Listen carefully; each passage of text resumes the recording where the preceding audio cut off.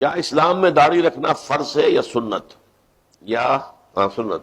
داڑھی جو ہے فرض نہیں ہے، سنت مؤکدہ ہے، لیکن بعض علماء کے نزدیک واجب ہے۔ واجب یہ سنت مؤکدہ اور فرض کے درمیان آتا ہے، فرض پھر واجب پھر سنت مؤکدہ پھر سنت غیر مؤکدہ پھر نفل اور پھر مستحب یا جو مباح، یہ درجات ہیں۔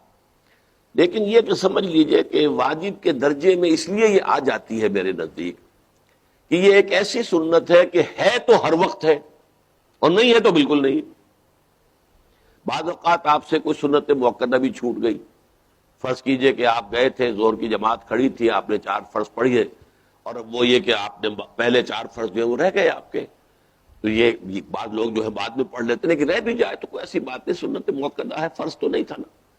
لیکن یہ کہ اگلے روز آپ نے نماز پڑھی تو سنت مؤکدہ بھی پڑھ لی، تو سنت کبھی رہ گئی کبھی آپ نے ادا کر لی۔ یہ داڑھی وہ شے ہے کہ جو ہے تو 24 گھنٹے ہے، نہیں ہے تو زیرو ہو گئی، اور نہ صرف زیرو ہو گئی بلکہ ہم عمل کرتے ہیں اس داڑھی کے خلاف، سنت کے خلاف عمل۔ جب آپ شیو کر رہے ہوتے تو یہ عمل کیا ہے؟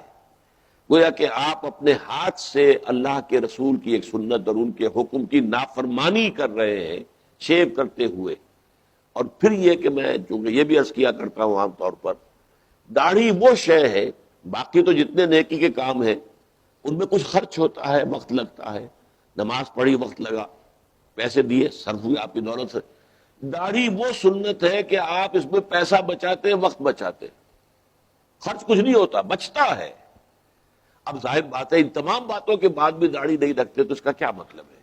کہ ہمارے ذہنوں پر مغربی تہذیب کا اتنا غلبہ ہو گیا ہے کہ ہم وہ شکل و صورت اور شباہت جو بھی دنیا میں اس وقت عام طور پر ہے بس اسی کو اختیار کرنے کو ترجیح دیتے ہیں، اور حضور صلی اللہ علیہ وسلم کے سنت کی پیروی نہیں کر رہے ہیں، اور یہ چیز جو ہے میرے نزدیک بہت بڑی بات ہو جائے گی۔ من رغب عن سنتی فلیس منی، حضور نے فرمایا جسے میری سنت پسند نہیں ہے پھر اس کا مجھ سے کوئی تعلق نہیں۔